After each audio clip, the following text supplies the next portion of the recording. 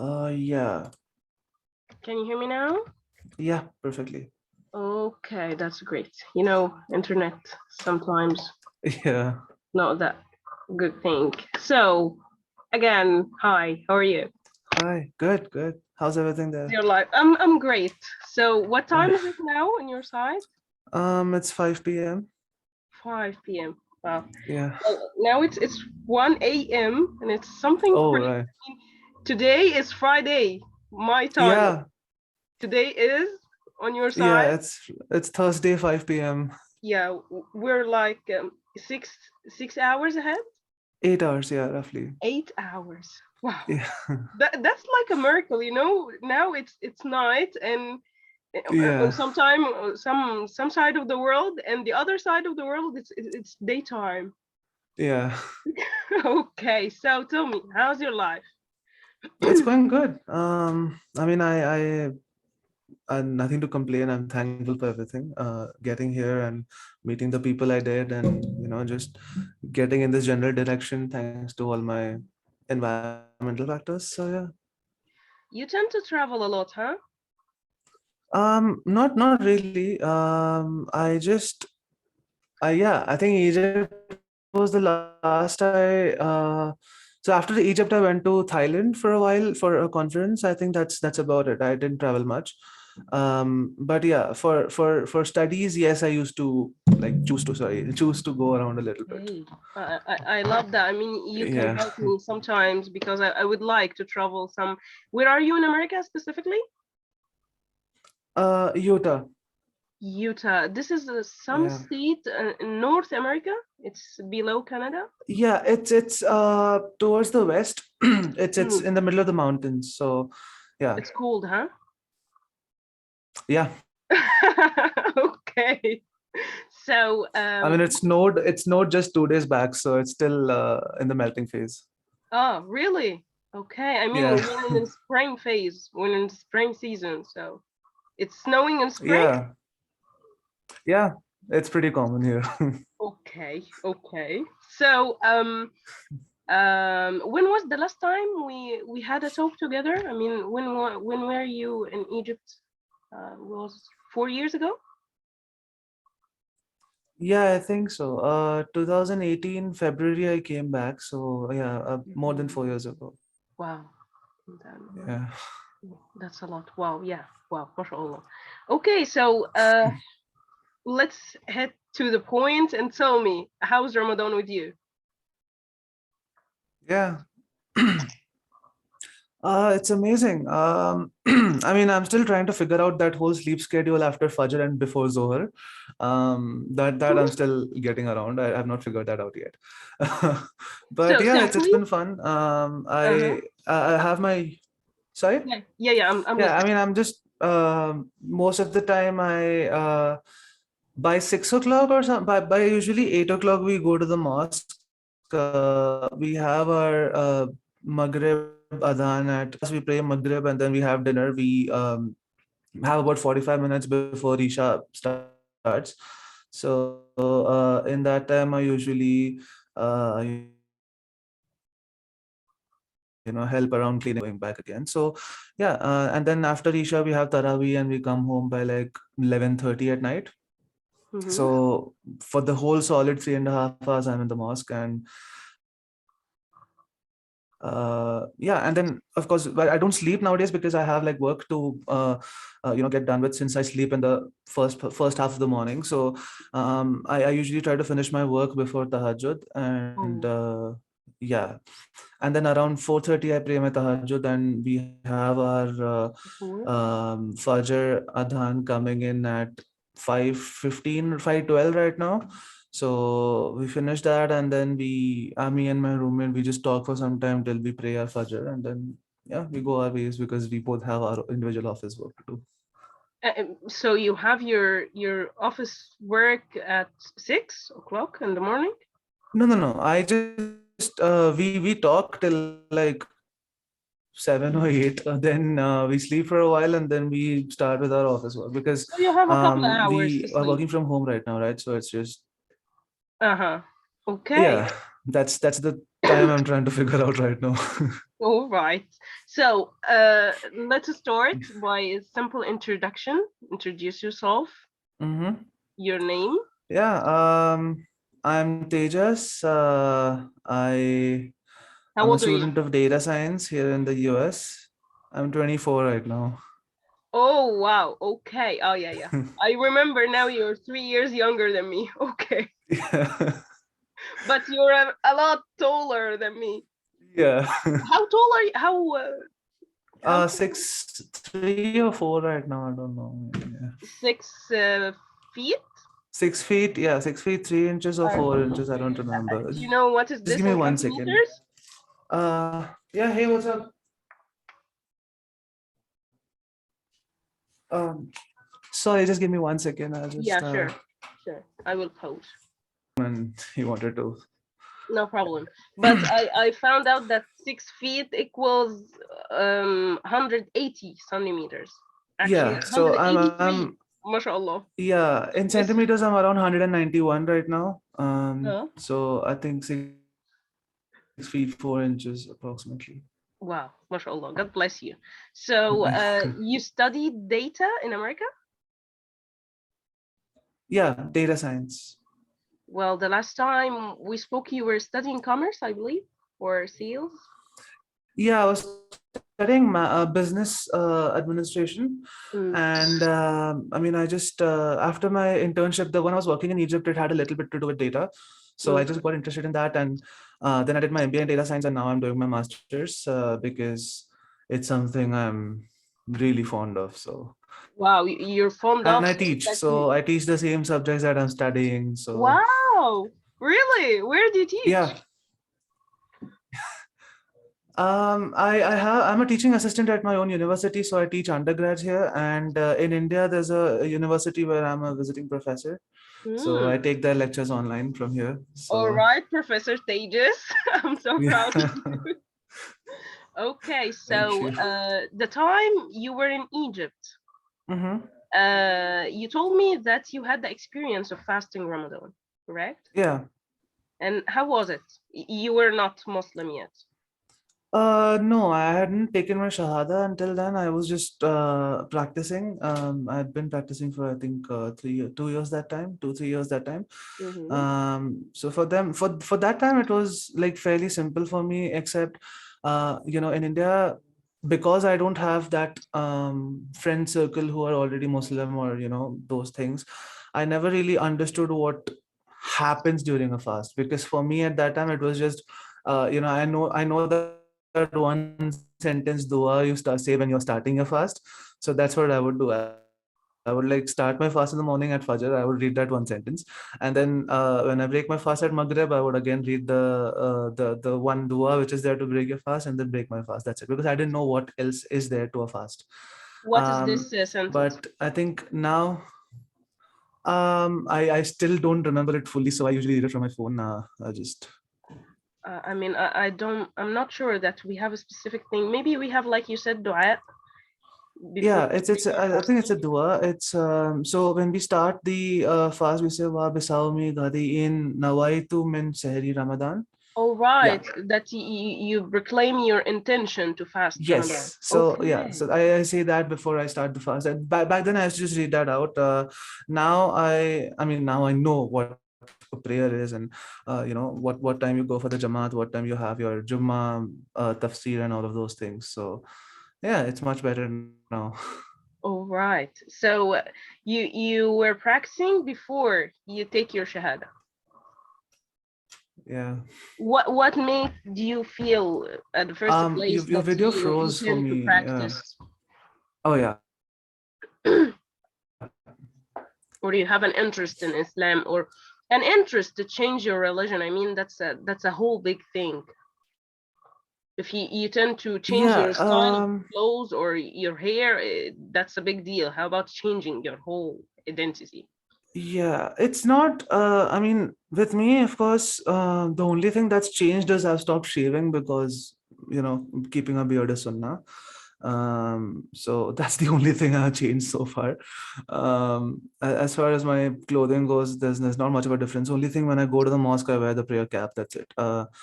um, yeah, nothing much has changed. Only thing is, of course, because it's Ramadan, I don't use. I'm not shaving because I'm afraid it's kind of haram or No, not. it's It not is that. makruh. It's makruh for guys. So Makruh, yes. yeah. All right, but So maybe you didn't get my question. I was asking yeah. you how or what made you think that you would like to change your religion first place, and why Um. Islam exactly, or specifically?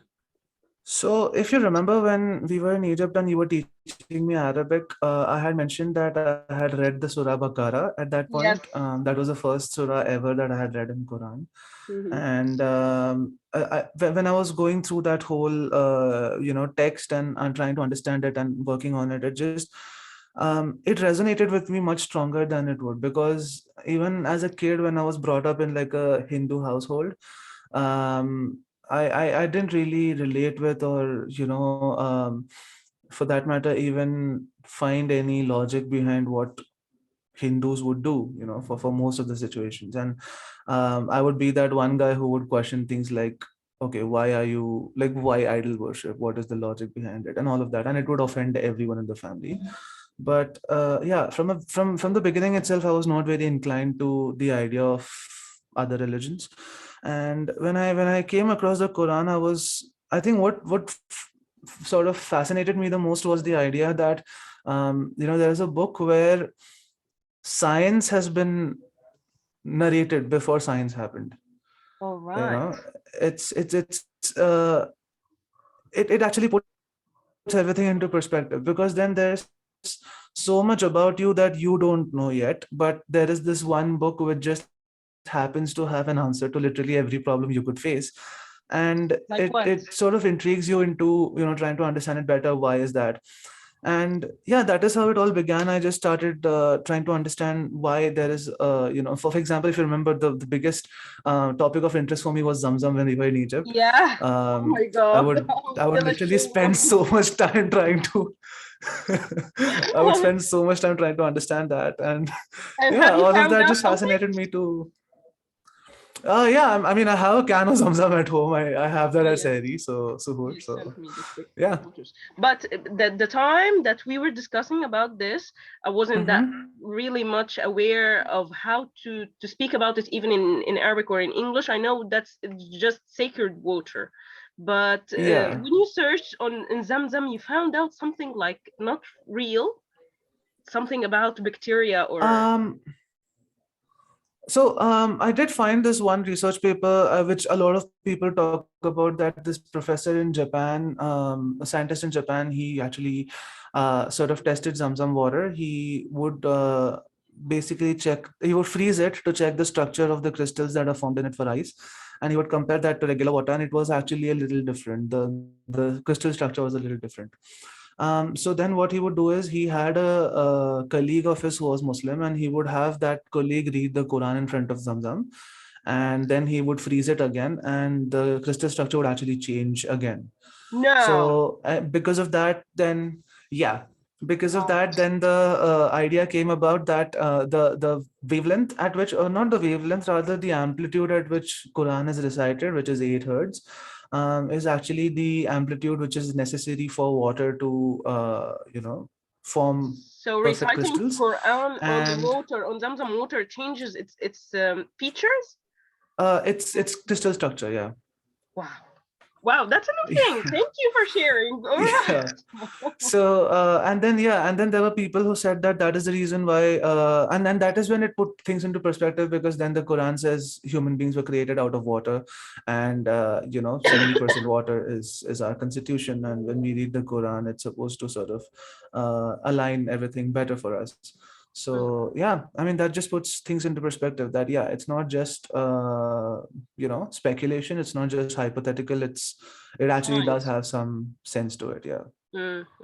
Okay. So what was the first phrase or ayah that made you think that Quran discovered everything about science and about ourselves even before science? Which topic? Um, so interestingly, a couple of days back at Tarawi, we were reading through Surah Maryam, um, and I mean, given my history with Egypt, I already love that place. But I was reading the story of how the pharaohs were chasing the Jews across to Israel, and when Moses said that we need refuge, and he drowned. But then, just before he drowned, he sort of he accepted that there is no God but Allah. So he actually was. I don't know if it was Pharaoh or Ramses, but Yeah. yeah, He was a pharaoh, yes. But let me, yeah. like check if I'm understanding correctly. You're speaking Hmm. about the story of Moses taking the people of Israel Yeah, out of Egypt, and yeah. the pharaoh followed And them. Pharaoh was chasing them. Yeah, And that is he when. drowned under Yeah, the sea. yeah. So And this, and and just mm, before he died in his last few breaths, I think he accepted La ilaha illallah, and that is yeah. when his bad deeds آمنت were بالذي forgiven. آمنت به بنو إسرائيل. But this is Yes. the thing that made you feel like this is a scientific book, not only a religious book. Yeah, also because there are documentaries which show that the body of Pharaoh was recovered in perfect condition, and it is still. And in fact, God says that, right? We will preserve your body so that you become an example to people after you, Yeah. and that's true. The least Mm-hmm. decayed corpse of all the pharaohs was this one corpse. I mean, how does that happen with the basic limited? I mean, of course, Egyptians knew mummification the same for everyone, but then how does this one mummy just stay preserved for longer than the others? It stays You know? as if it is alive, with the hair, Exactly. Yeah. with the skin, and with everything. Have you seen it Yeah. in Yeah. Egyptian I museum? saw this on YouTube. Yeah. All right. It's real in Egyptian museum in Tahrir Square. Oh, okay. Yeah. I'm planning to visit again, but if I All visit, I'm right. definitely going again. All Yeah. right. Give me a call about that. Yeah, Tell definitely. I me have so about much to catch up on. Okay, so you told me that you will find every answer to any question in Hmm. Quran. Yeah. Were you searching for something? Did you have any questions and you found the answers in Quran? Um, it's not so I don't know how many people actually relate with this, but I have noticed every time there's a tafsir or every time there is a some sort of lecture at the mosque, it's always it just somehow relates with you. For example, I could be going through many different issues in my life, and most of the times it doesn't really happen that I think much of it, because yeah, I've had problems, everybody has had problems, it's not a big deal. But when you sit at the tafsir and you're listening to the imam, the just somehow the verses he picks or the explanation he gives somehow relates with some aspect of your life, and that's true for everyone in the audience, right? Everybody's able to relate to it on some level. And in a lot of times what I would find is that I would actually try to make it to all these tafsirs every week, because for me it would be like, I don't know what the topic is going to be, but I just know I'll benefit from it. So that's how I sort of began. And there are moments when I just read the Quran and I became emotional, because just few verses here and there which do that. So before we So come to this point of taking your shahada, mhm. didn't you find anything that relates to you, answers your questions in other religions? I know you were interested in the Bible, and you've sent me some videos about that, and you read a lot about many religions Yeah, I mean, I mostly. was reading the Old Testament. Yeah, I was reading the Old Testament because I was aware that Jesus was a prophet.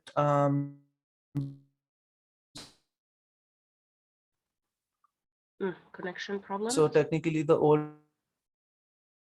Testament would have been the closest resemblance to born into. It's you've got like the Vedas, you've got Bhagavad Gita and all of that, but the critical problem which I face with Hinduism is that they personify one god for everything. So I mean, I shouldn't be saying this because it could be offensive to some people, but I've had this discussion with my parents also. For example, if you talk about wealth, there's a god of wealth. When you talk Mm, about health and knowledge, there's a god of health and knowledge. And it sort of feels wrong to me, because essentially what they have done is there could be just one person in the story who mm, was very intelligent, and they've attributed that intelligence with a godly tendency, mm, which is wrong, because that's a mortal person. It's not like mm, it's not god, it's mm, a mortal human being who just had a lot of knowledge, mm, but you just attributed that person as the god of knowledge, which is bad. Mm. So yeah, in that process, I mean, I have gone through a lot of. There was a phase when I was reading literally everything. I was going through the principles of Buddhism. I was reading about the Old Testament and all of that, and somehow the one thing which I think I have discussed this with you when I was in Egypt. Somehow I had this feeling that the Vedas, as they were revealed, were also probably an initial message from God, but they were just Yes, misunderstood. That's my I opinion. agree with you That about that. it could have been, yeah, Yeah. it could have been, because a lot of principles in that are very similar. It says don't worship idols. It says don't imagine me in a physical form. That's what God says. Don't imagine me Mhm. in a physical form. Don't attribute me to something else. Many things which are said in that are very similar to what you see in the Old Testament and the Quran. But the problem is the way society has evolved in India or in the Southeast Asian region. The play of politics with religion has sort of led to, attributing powers with the priests. It's the same as what happened with the church, right? It's the state controlling priest. It's the idea of using religion to kind of garner votes, all of that which came in, and that essentially is what bothers me. Because even as a kid, I used to I mean, when I didn't even have an understanding of how God works or what happens, I used to tell my parents that, okay, you tell that there is a God for wealth, there is a God for health and all of that.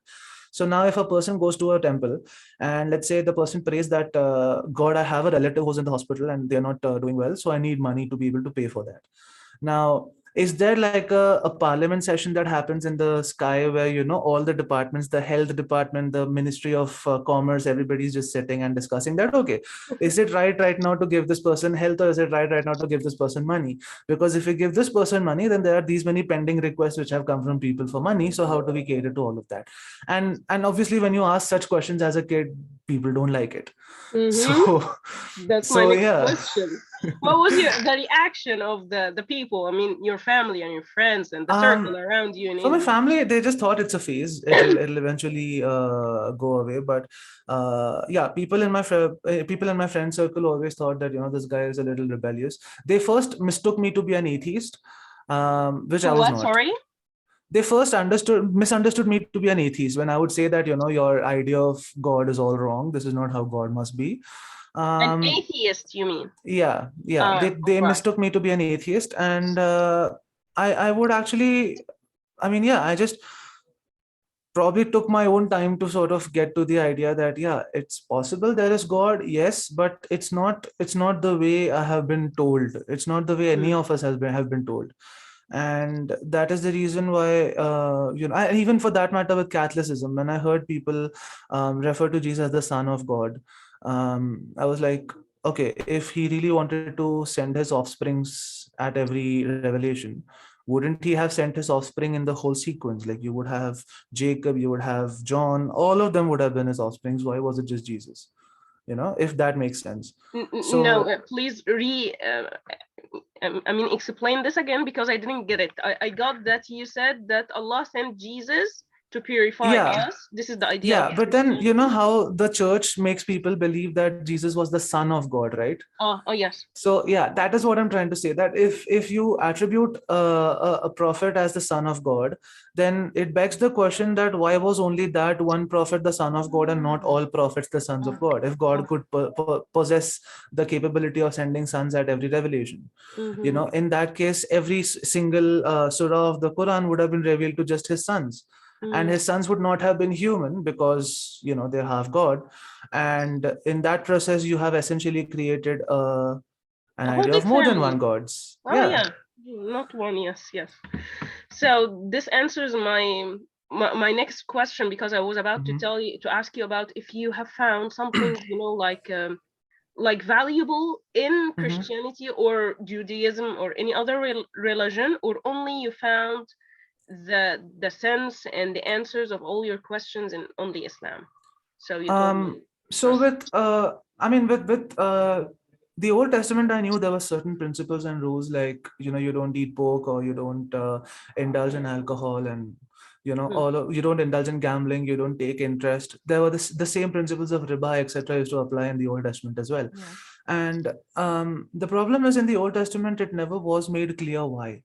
you know, the society probably at that time was not evolved very much to have such instances. But when you read the Quran, when you read the hadiths, you actually observe reasons why this was, you know, mentioned. You actually see instances where people have gone into damnation because they were arrogant. You see instances where people have taken interest and mistreated other people, and how the afterlife of theirs was affected because of that. That sort of quantifies a better reasoning to why pork is prohibited, why alcohol is prohibited, why interest is prohibited, why should you pray 5 times a day, why should you do this, why should you do that. All of those are quantified and justified with reasons, which is Mm. sort of what, I mean, to a logical person like me, the way I was, reasons actually help. So Mm. yeah, it was just the ability to find reasons there. All right. So tell me, you know, we don't know it all. We sometimes Hmm. have questions that we don't find answers for, not because there is no answer, but simply because we are ignorant. So Yeah. if you have found anything that you don't find an answer in Islam, would Hmm. you know, like forget about Islam and find No, another I religion? would. No, I would. I mean, there are instances where I still have questions, but Of you course. know, it's very ambiguous in the Quran how the question is answered, because it's the Quran is not a direct sort of articulated answer. It's open to interpretation. Mm-hmm. So that is the reason why when I have such questions, I usually just when I'm praying, I pose the question to God. I'm like, Mm-hmm. yeah, I have this ethical dilemma in front of me, or whatever the problem is. I have this in front of me. I don't know how to deal with it. So if it's possible, just help me get through it, or give me an indication of why this is happening. If it's good for me or bad for me, just simple as Subhanallah. that. Yes, yes, you are correct. You know, this this phrase in Quran, I will try to interpret it Hmm. as as the best as I can, but it's about Yeah. the Prophet Ibrahim.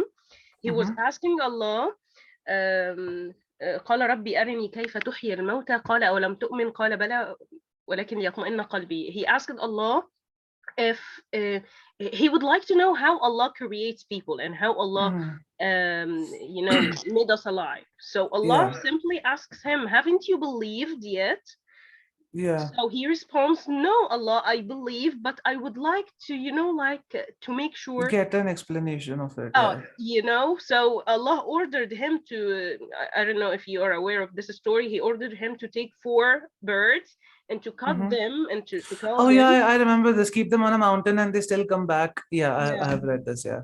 Yeah. So even, you know, prophets, they, you know, They question sometimes. Yeah. yeah, they don't have a moment of doubt. I don't claim that, but yeah, they Hmm. question something, but they still believe in the main core of the thing, that there's a Yeah. God. And you know, if you have a problem and or you have a question, Hmm. you simply ask him. You simply Yeah, ask him. that's true. So when was the last time you sorry, the first time you had these questions about Hindu and the so many gods in Uh, at the age of 5 or 6, I guess. 5? That's so young. Oh my Yeah, god. I don't, even at home, when my parents do something, I don't partake in it, because as a kid I used to find it very weird. So like if they organize some so in Hindus the rituals are called pujas, right? So essentially it's like one pyre in the middle, there'll be like a small fire, there'll be two people chanting something and all of that. So whenever that used to happen, I used to try to dissociate myself from it, because I used to feel it's kind of wrong. And it's not just wrong in terms of the religion itself, but it's wrong in terms of the social construct, I would feel, because Hinduism was probably the first religion to propagate the idea of a caste system, Of what indicating system, that sorry? caste system. I don't know what does it mean. Okay, so caste system basically is that in Hinduism, they say that the priests who worship God, or who the kings used to rely on to worship God and take care of the temples, were the highest scholars of the society. Mm, Then under them you had what is called the Kshatriyas, who were the warriors or soldiers. mm-hmm. Under them were the Vaishyas, who were the tradesmen, you know, small scale merchants, farmers, all of those things. And Mm, at the very bottom were Shudras, who were called the untouchables. So in the olden days, it was it was a mandate that if there's a temple, the Shudras were not even allowed to walk past it or cast their shadow on the land of the temple. And if they did, they were ostracized and they were, punished. And for the longest time, Brahmins had enjoyed a lot of wealth because they were the ones closest. For example, if the king is not having a kid, some random Brahmin would just be like, hey, you know what, we can do this particular ritual and then you'll have a kid. And the king, because he's desperate, would end up spending a lot of money and giving Brahmins everything, because he was like, yeah, just do whatever you have to, just make me have a kid. So in that, what happened is that after the kings, it was the Brahmins who were controlling the wealth in the society and the jurisdiction in a lot of senses, which I felt was very wrong, because still today in India, that supremacy in Brahmin still exists. The caste system is long gone. Kings are long gone. It's a democracy right now, but there are still people who, if there are still instances on a daily life, if you open the news channels of India, where if a Brahmin girl marries a Kshatriya guy, or if a Brahmin girl marries a Shudra guy, they both are killed, and there is no police case about it, because nobody cares about it, and it's just normal there. That is what I felt was wrong in the very first sense of Hinduism. Oh, right. Oh, wow. So yeah,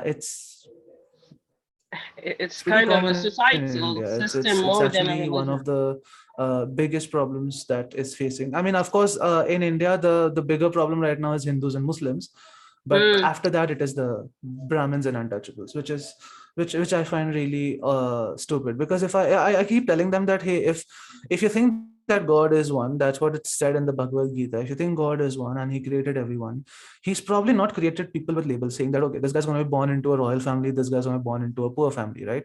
So how a person is born is not within His control. So it doesn't make sense for Him to suffer because of that, because it's not His, right? And let's say some kid was born into a Shudra family. Now, it was not his choice or his decision. He did. Hey, am I audible? I believe I had a problem with the connection. I'm sorry.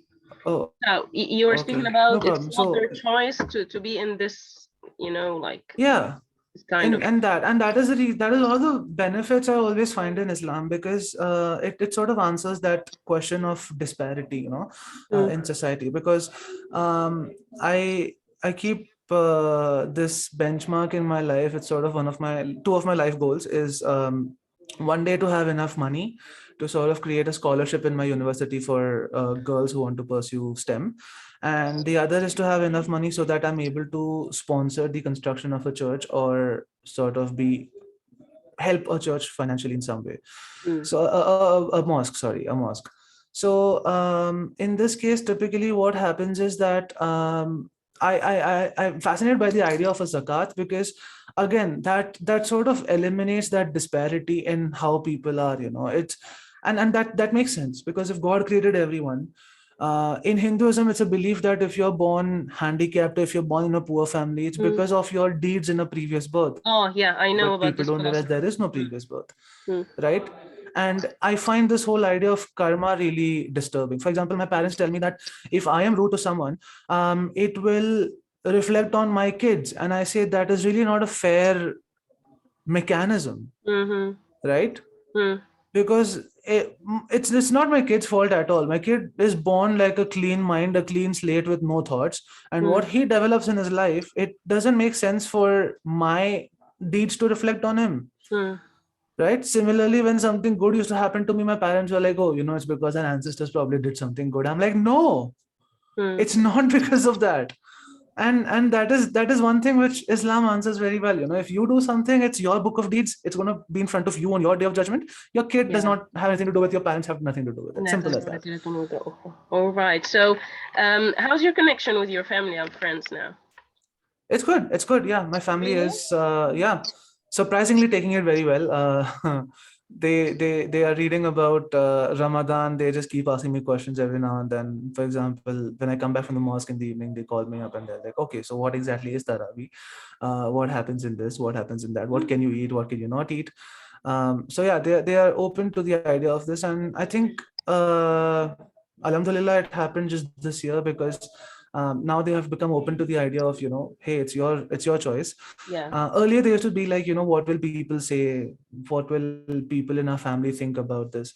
But now they have reached a point where they are like, it's your choice. Mm. If it's making you at peace and if it's making you a better Mm. person, we don't care what people think. Yeah. And you shouldn't care what people think, I because believe it's a they are relationship between. well-educated people, your parents. They are professors too, Yeah, huh? yeah, my mom is a professor, my dad is an auditor. Mm. And my dad is pretty chill with it from the beginning. He in fact, my first Quran was gifted to me by my dad. Oh, So wow. yeah. So he was encouraging you to find your answers, the answers of your Yeah. questions. Oh. Yeah, I mean, yeah, with him, I've had all these discussions, of the caste system, and probably the fact that the Vedas were probably a first revelation or a first version of the Quran. We don't know. And yeah, with him, I could have all those discussions pretty open-minded. It was my mom who was a little conservative, but Alhamdulillah, she's come around this year, and she's come up with she's come around the idea that, it's your relationship with God. If it's something you want, it shouldn't matter to anyone else. And even with regards to the idea of a marriage someday, or even with regards to the idea of anything someday, they have they have actually gone on to just let it be. They said, yeah, it's your call. It's because they have experienced, and they are telling me now that, yeah, there are people in Hinduism who worship gods, but in their daily life they have hurt a lot of people. They have done many wrong things. They have been rude to people, they have been unjust to poor people, they have not done charity, a lot of things they have done wrong.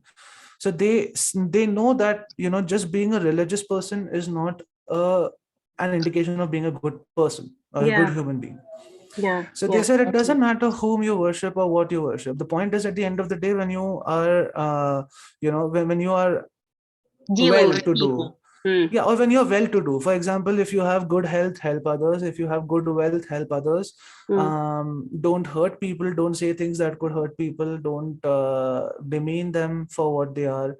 Those kinds of things. Yeah, they said, as long as you're practicing that, you are a good human being, and that's all that matters. Yeah, So right. Yes, you're totally correct. And in yeah. Islam, in terms of this point, there is a hadith of the Prophet says, "Ad-din al-mu'amala," religion or your religion is all about how you deal with others. Yeah. So you can simply, like pray and go to masjid and fast and stuff, but you hurt people. You speak Yeah. about people behind. Backbite them, or Yeah. yeah. So you will be still, like not a good person. So That's true. it's all about your deeds. Yeah. When was the time you took your shahada? 26th of September 2021. Ah, that's when you told me. Ah, yeah, Yeah. 21, and you remember that. So it's been like a year.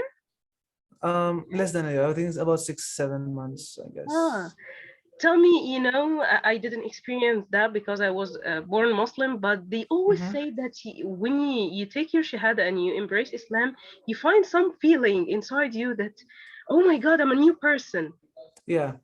Really? Have you found this? Yeah, in a lot of senses. In fact, because obviously they say that once you take your shahada, your previous sins are forgiven. That's one thing. And another thing is that, when you get the clarity, and when you start believing that, there's only one God, and there's only one, the last prophet was Prophet Muhammad, and peace be upon him. That's essentially the messages you're gonna learn of.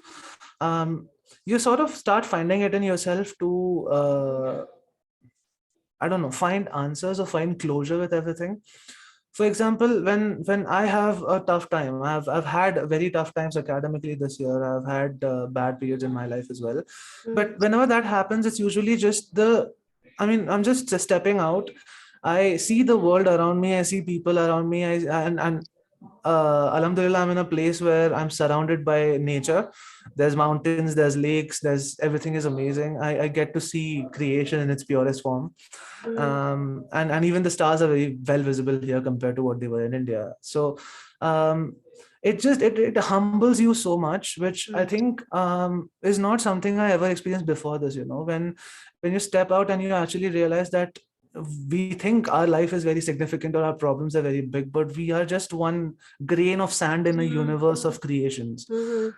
And that is when you realize that despite all this, that despite me being such a small insignificant creation, God probably took the time and effort to create who I am, to bring me where I am right now, to make me meet the people that I did, to be born in a certain family, to get the opportunities that I did.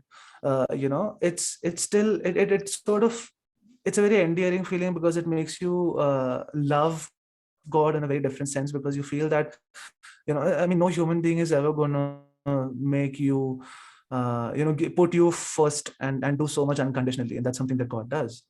So it sort of humbles you, and brings things into perspective, and makes you realize that, yeah, you do owe it to yourself and your creator.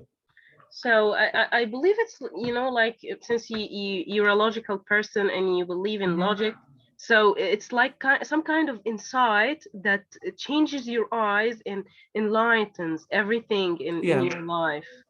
So you yeah. have a new eye and you have a new It's you. just, yeah, it's a new perspective for everything. Uh-huh. All right. Yeah, Um, so this is your first Ramadan after embracing Islam, but not first yeah, Ramadan after to fast. yeah. Do you feel a difference? Yeah, I mean, earlier, like I said, right, it was me at home alone, Mm, just fasting, and saying that one dua for iftar and one dua for suhoor. It wasn't, it was actually going very slow. I would not feel, I would feel a little light, like spiritually and otherwise, like I would feel a little better. But then back then I didn't know what is good, what is bad, but now, when I'm actually understanding every single factor, when I'm understanding the concept of prayer, yeah. it's the idea of meeting people at iftar, and all the people who are fasting. You just sit with them at the mosque, you have dinner, and then you uh, pray with them at night. You don't listen to music, you don't, and this was something which I found really interesting. So with me, when I go to university, when I go to work out, I always need to have music in my ears. Mm, But when Ramadan was about to begin, I realized that, yeah, music is haram, I'm not supposed to be listening to this. And I was like, how am I going to control myself? But that's the thing, it just works in mysterious ways. Since Ramadan began, not once have I had the urge to listen to music. Honestly, I find music repulsive at this point. oh, So yeah, everything just works out. So you're so pleased. yeah. I mean, we all, I myself, I tend to listen to some music from time to time. I'm Mhm. sorry to say that, but you need really the help of God and the intention Yeah, from inside you, that you yeah, that's intend true. to do the good thing, and Allah will Yeah, help you. yeah, It that's will work true. out with you. So the concept, you told me about the concept of prayer. How about the Mhm. concept of fasting? Yeah, so it's essentially, we're trying to stay as far away. So of course, the idea of shaitan being locked up is a metaphor. Just sorry, just Hmm. Yeah, sure. yeah. Is a Muslim friend? So yeah, I mean, the idea of shaitan being locked up is essentially, in my opinion, no, no, no. He's so yeah. It's an interesting story. He is planning to fast with us tomorrow. Mm, So he's gonna be at home with us. We are gonna. He's sleeping in my room so that I can wake him up at Fajr. He can start the mm, fast with us. mm. And tomorrow, being Jummah, we are planning to, have him experience a whole Friday in typical Islamic life. All right. So he's not Muslim. No, he Oh, wants to try fasting with us, so he's wow. with us. All right. That's a good Yeah, thing. Okay. Maybe next year we will interview him. yeah. All right. So what's the concept of back to the concept of fasting? Yeah, fasting. It's more of, when, to me, what it means is that on a regular basis, when we are dealing with, let's say, some sort of habits, right, in our daily Mm, life, we listen to music. Subconsciously, we go out with our friends, we go clubbing. we do many things which are technically not allowed, but we don't realize it because that's how the society around us has evolved to make it seem normal. But when you're fasting, you essentially become more accountable for everything you're doing. You sort of, and there's a scientific sense to it also, because when you're fasting, when you're not eating or when you're not drinking water, your metabolism slows down, which sort of on a hormonal level makes you feel happy and relaxed. And that is a good state of mind to be in when you're performing dhikr, or when you're praying, or when you're trying to remember, yeah, I was created for a reason and I'm supposed to practice religion for my creator. And I think that is one of the most beautiful concepts of the fasting practice, because it sort of really puts things into perspective and brings you closer to the ideal state you're supposed to be in, right? Because in the olden days, it was standard practice for people to have dates. I think, yeah, there was still sin at that time, but it was not as bad as it is today, because today subconsciously you're committing sin on a daily basis without even realizing it. But you know the scientific benefit of A month like Ramadan sort of helps you detach from that. When you actually realize it calms you down very well. It doesn't make you anxious. It doesn't it's a good sort of soul cleanse, if I can say that. Yeah, I agree with you. You know, there's some kind of metaphoric, let's say, that angels, and we should, of course, if we are angels Muslims, don't they don't angels sleep, they don't don't. eat or they drink or anything, so we are trying to be as close to perfect as possible, like the angels. Correct. Yes. So, but still, the point of fasting and helping your metabolism and stuff, we all can benefit from it, even if you're not Muslim. But the thing of that you said, that you need to focus on why you were created and to purify and to cleanse your soul. This is the point of fasting, because they sometimes say we fast because we need to feel the poor, but come on, poor. That's just it's just a thing, I think, which silly people thing, created so poor that even fast. they can probably make kids. All right, so the thing is, no, also in Islam there is no concept of poor, because you have zakat, so I don't see the point of this. Well, the point that I sometimes tend to ask questions, of course not like you, but some questions. So why we fast? I mean, Allah, it will not help Allah or benefit Allah, it will benefit us. But even if we didn't know the purpose of the benefit, we are fasting to help our body, to help our metabolism, to help our brain to focus, blah blah blah. Before, in the previous nation at the time of the prophet and stuff, they didn't have all this science, but they still say, yes, oh God, I will do, of course, without questioning. And even the word of the Quran is that it is prescribed on you the way it was prescribed on people before you. So the idea here is that it's been told you because it's good for you. That's all. It's not in any way a compulsion. There are obviously exceptions to people who can fast, but that's the whole idea, right? It is and it's the same as people consuming alcohol, people consuming pork or non-halal meat, because there are some things which people think are okay, it doesn't make sense right now, but there definitely is some science to it. There's definitely some reason to it. Maybe we just don't know it yet. We have not reached that point to understand why it is or what the actual reason is, but I'm definitely sure that there must be some logical reason behind it. Even if you don't know this reason, you still believe in it. And that's what dhikr is, right? You dhikr and taqwa, you don't know what it is, but you just still believe that God has my best interest in mind. So tell me, in terms of racism, do you find some kind of different dealing with you? Or your voice broke. Really? How about now? Can you hear me? Hello. Yeah, now I can hear you. All right, I was asking about racism. Do you face any in America? Not really. Oh, really? I'm great. Yeah. I'm really happy about that. Yeah, I mean, probably because the place I live in is a Mormon state. The place that you live in, what? Sorry. Hmm. So, and many people here are I Mormon, didn't but catch it. I'm sorry. Your voice Mormons are broke. relatively, Can you hear me now? Hello. uh, yeah. So, The Utah is a place you state live which in, what? is, yeah, I can. So, hello, can you hear me? Yeah, I Yeah, can hear it's you. a Mormon saints of Jesus.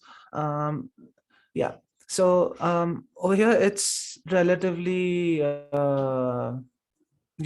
chill because most of the people are Mormon, most of them are Catholics, and people acknowledge and understand that they are not too different after all. And also, there's a good enough representation of Muslims in Utah. So All right. we have like 3 different associations, 6 different mosques. Mm. So yeah, there's a good representation of all, and there's no racism as such. Walk me through the process of taking your shahada. Uh, so 24th September is my birthday, and Mm. I really wanted to sort of and since I came to the US, in fact you'd be surprised. The first time I visited a mosque was in Alexandria. The second time I ever visited a mosque was in India. Once I think Mm. you know about Tasneem, right? Tasneem. Oh So yeah. yeah, so the second time ever went to a mosque was her wedding in a mosque. Mm. And the third time I went to a mosque in my life was when I came to the US. Mm. And after that, it sort of became a standard practice. Every Friday we would go for tafsir. Every Saturday we would attend, the lecture and have dinner at the mosque. And on my birthday, I just felt, I'm at a place where there's going to be no societal objection. There's going to be no pushback. I'm Mm. free to practice what I want. And Mm. I'm at a place where I have access to a community. In India, I Mm. did not, right? In India, even Mm. if I was practicing, I didn't have anybody to ask questions to. I didn't have anybody to tell me how to pray, what is Mm. the right thing to do, what is the wrong thing to do. Here, I had all of that. So I decided that, it's probably the right time to start living it properly rather than living it in a closet. So Mm. So 26th was a Friday. We went for, oh wait, it was Friday or Saturday? I don't remember. It was Saturday. We went for the tafsir, and just spontaneously after the tafsir got over, there were 2 people in the crowd who just stood up and told the imam that, yeah, I'd like to take my shahada. And just happened momentarily. It was wow. just very spontaneous. Yeah. Wow. I got goosebumps. Wow, that's amazing. So it's all about the community, your friends. Yeah. All right. The ummah. Oh, okay. So I believe I believe this is it. I took everything that I need from you. I asked about everything actually. So Yeah. is there a thing you would like to say about your journey to embrace Islam? Um. A moral, anything?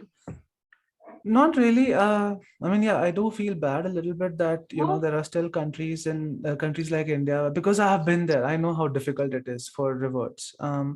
So mm, I still feel bad about that in some places, because there are still countries where, a difference in thought or religion is ostracized.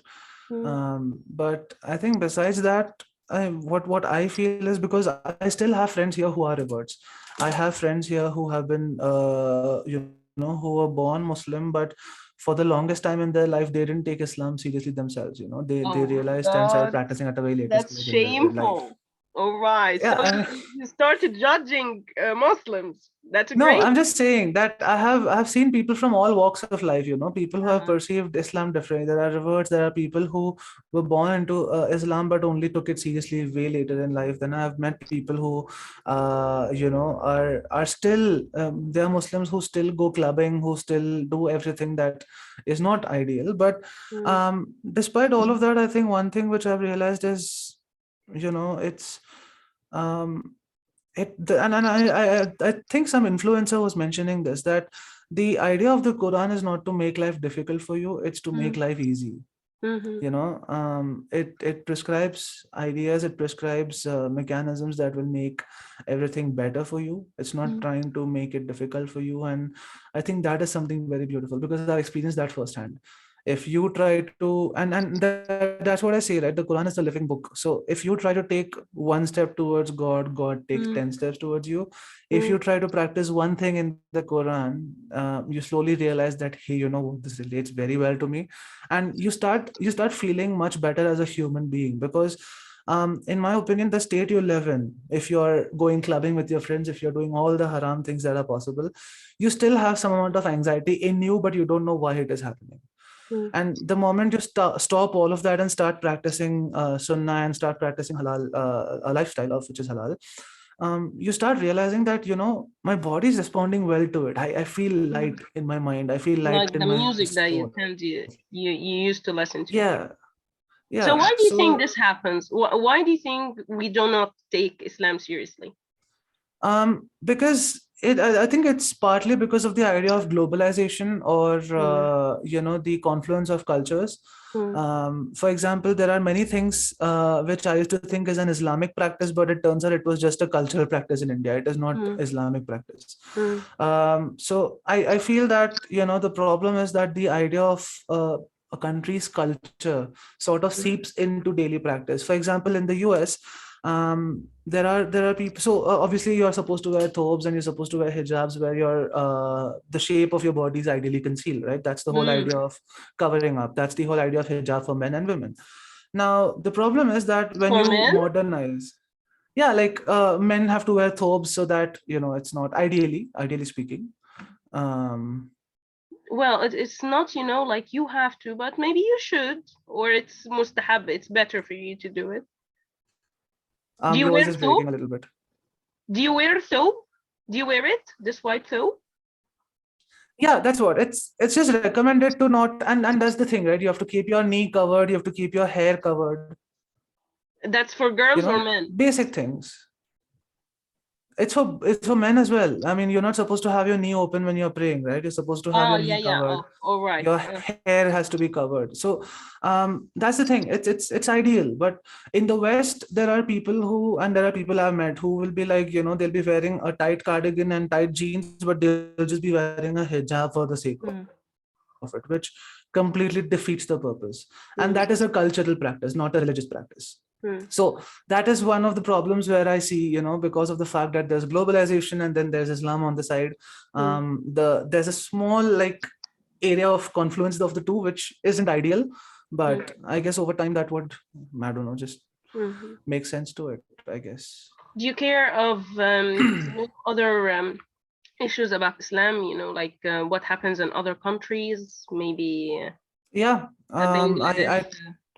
I try to, yeah. So the two of my friends are from Bangladesh, and one of them is from Pakistan. I have one friend from Afghanistan, one friend from Turkey.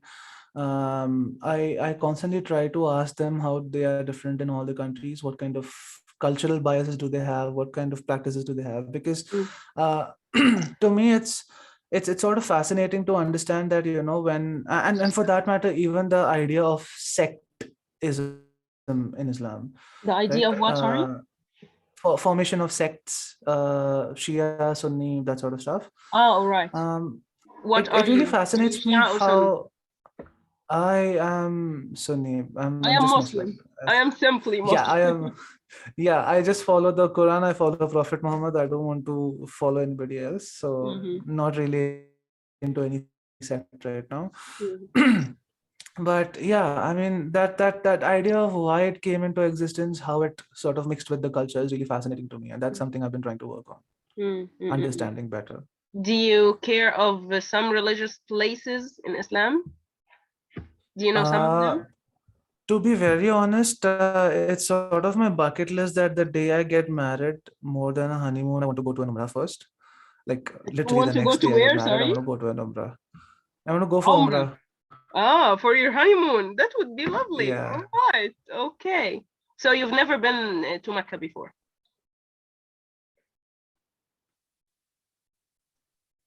So You've never been to Mecca? inshallah someday. I wish for you it. Yeah. And how about I haven't. Jerusalem? Would you like to visit it? I mean, I myself would love Definitely. to go there. Yeah, I would, but then it's Israel. And Mm. yeah. So do you care about this, or do you care to discuss this or to speak about it? I mean, even it can be off Um, recording if you would like this. no, I mean, I don't see the point behind it, to be very honest, because as far as we know in terms of history from World War II, we know that the Jews have controlled a large amount of wealth in the It's West. not the Jews, because, Um, you know, believe me, I don't have problems with Jews. I don't have it's the any problem. Zionists. Yes, I don't have any problem Yeah, with any other religions.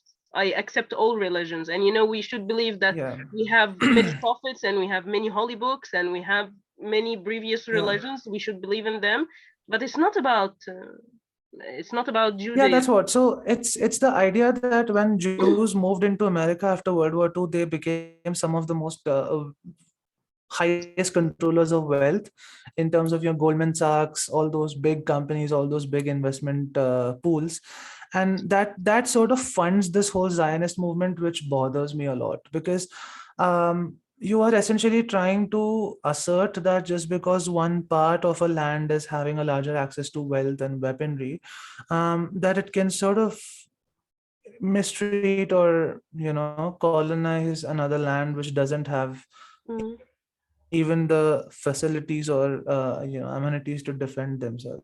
mm-hmm. Alright. And secondly, they are not at fault. If you have a problem with a certain government or a certain organization, take it up with them. It's never I feel it's never fair for a civilian to bear the grunt of a problem between two governments or two organizations. It's just Mm-hmm. it's unfair. Mm-hmm. And I know that because I also come from India, where India and Pakistan governments have problems with them, but Mm, when you interact with people from Pakistan, you realize they're very sweet people. They're not very different from you. mm, And that is the problem, because our education systems have been teaching us for generations to hate the other side because our governments hate each other. mm. And it is never until you step out of your house, you meet these people,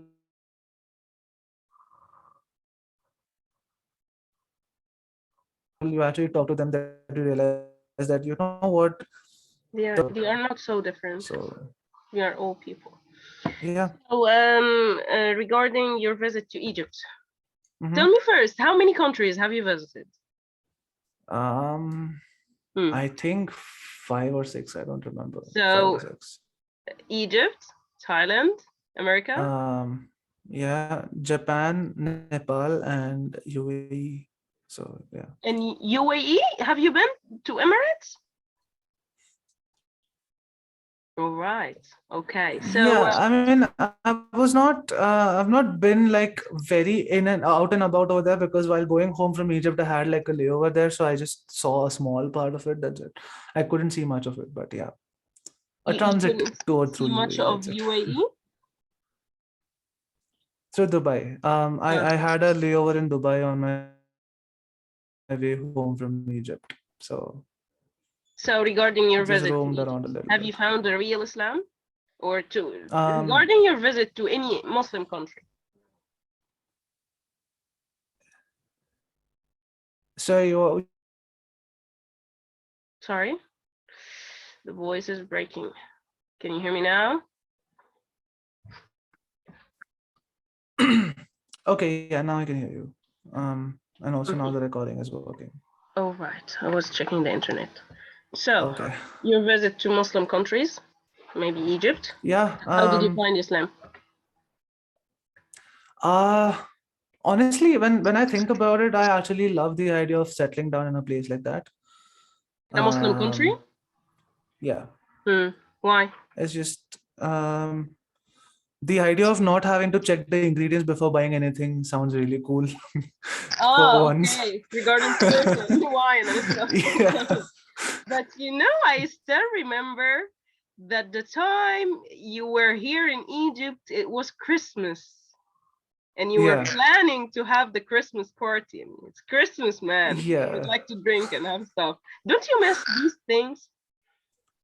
I do actually. Yes, just yesterday I was talking to my roommate about, the times I had in Egypt, the people I met, and how we would always hang out and talk and have Mm, these social events. And he said it sounds very dreamy. I said, yeah, it does. To this day, after having seen life, I still feel that that was the one period of my life which I genuinely, I think that was the last period of my life I genuinely enjoyed, oh, really? because after that life came and I had responsibilities and Mm, multiple things happened in life, so I couldn't really be the same person after that. And I think that that trip was the last good time, or the good sort of, yeah, a good set of memories I had from a mhm. very long time. All right. So, Yeah. are you planning to learn Arabic? I mean, I'm trying. I still have a couple of this thing to work on. Um, And the book that we had together? Yeah, that I left in India. I didn't carry it with me. Mm, Oh, sorry, just 1 second. yeah, sure. Mm-hmm. Sorry, yeah. No problem. So yeah, I mean, I have a different book here, which is called Arabic for Dummies. Dummies. So I'm using that to read. And yeah, I mean, during tafsir or tarawih, I just keep the surah open in front of me as the Mm. imam is reading it, so that I can sort of You follow recovery. Are you along. sick? No, I have a dry throat. Mm. Oh, you're fasting. I'm sorry. I'm Yeah. not. I can drink just right now. Yeah. Okay. Yeah, I still So, have about 2 hours to break my fast. oh, all right. So I will not take so long. I would just tell you that if you Mhm. learn Arabic, it will just, take your belief to a whole new level. You Yeah. will start feeling and tasting the sweetness of Quran yourself, not Yeah, by I'm experiencing that right now as well, because like I said, right, during Tarawih, when I have the surah open in front of me, which the Imam is reading, sorry, there are moments when I actually get emotional. There are bits of the Quran which make me emotional when he's reading. And interestingly, yesterday I met a really old man from Egypt. Mm, He was just next to me in Tarawih, and I've known him because I've been going to Tarawih for like 10, 11 nights now. He's mm, always around, and yesterday I got talking to him because he also got emotional while reading the Quran. And we were talking. He said, "Oh, you've been to Egypt." He's from Mohandasin, and I was like, "Yeah, I know that place. I used to go mm, to work near that place. I used to live in 6th October City." He's like, "Oh, that's so cool." mm, We spent a lot of time trying to remember all those things and those places. mm-hmm. Felt That's very really nice. touching. All right. So, uh, of course, it would be really sad to end this, but every good Yeah. thing has to come to an end. So Yeah. simply, I really enjoyed it. I'm sorry we didn't share it on Facebook, but of course Yeah. I would share this on YouTube if you don't Mm-hmm. mind. Yeah, I don't mind. All right, and I thank you for sharing the whole experience and the whole everything. And of course, if you need any help or you need anything, I'm glad I could. Yeah. and I just I just hope for you to keep to keep enjoying the enlightenment in your life, and I hope for ourselves, old Muslim or Muslims by born, to feel that Yeah. that insight you have. Yeah. All right. Thank you, Inshallah. Tejas. And I really had good time. Thank you. And I wish you all the Likewise. best. I hope to see you soon. Me I'd and my love friends are to. planning a trip to Egypt sometime next year. I Please mean, come with right us. now it's just a speculation, but yeah, we're seeing how our college and office schedules pan out. If we do, Mm, we'll be probably taking like 2 weeks down there. Um, and yeah, I mean, contact for me, me, it's necessary because I have so many places I want to revisit. I want to go to Saint Catherine, Mount Catherine again, because of now I course. know the story of Musa. I want to Oh, Musa alayhi salam. I want to go through that. I want the to whole experience it story. firsthand again. And Mm-hmm, mm-hmm.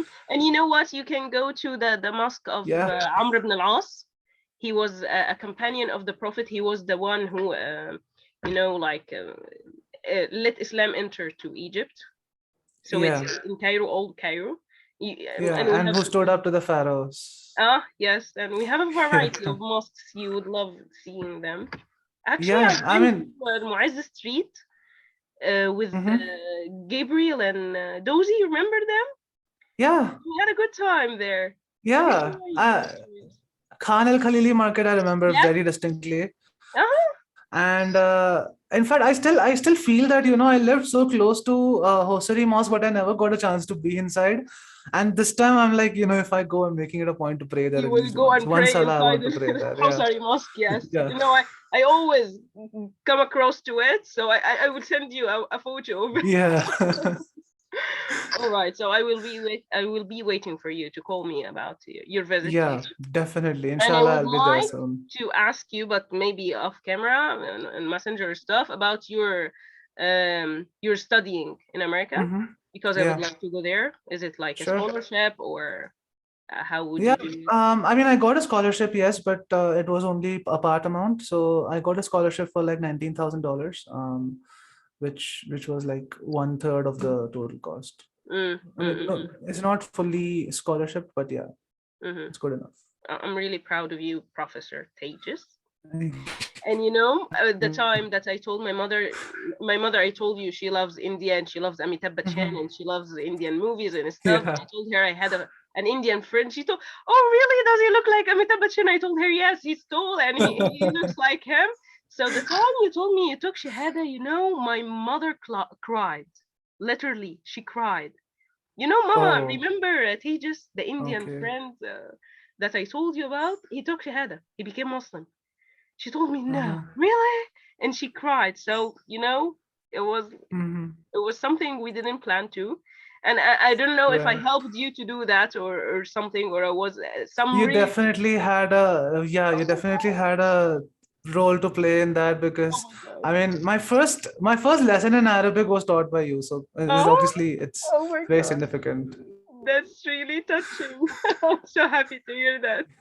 I wish you all the best, Pages. Yeah, And thank you. I'm just blushing now. Okay, so simply I would leave you to go prepare yourself for iftar and stuff, Maghreb, yeah. and Maghrib. Please remember me in your dua, and keep in touch. And I will be waiting for you to call if you come to I Egypt. always do. I always do. Ah, thank you. Thank you. Yeah, All right, so that's it. yeah. It was I it don't was want nice to. catching up. Let's hope we catch up more often. Yeah, I hope so too. All right, Yeah. inshallah. Do you need anything, or do you want to add anything? No, I'm good. I had a really fun conversation, and yeah, I'm hoping inshallah one of our conversations happens in person in Cairo I'd love sometime to. next year, hopefully. Yeah. Yeah. I hope so. All right, bless Yeah. you. I wish you all the best. And the last time you Thank met, I wasn't like, you. Hmm. I don't want to go. I don't want to leave. But Yeah. this is the same feeling I have now. So I don't Yeah. have the capability to end the meeting. But anyway. All right, see you. Bye. Assalamu alaikum. Yeah. Bye bye. Good night. Good night. Walaikum Oh, good assalam. night for me. Good day for you. Yeah. Thank you. Bye. Bye bye.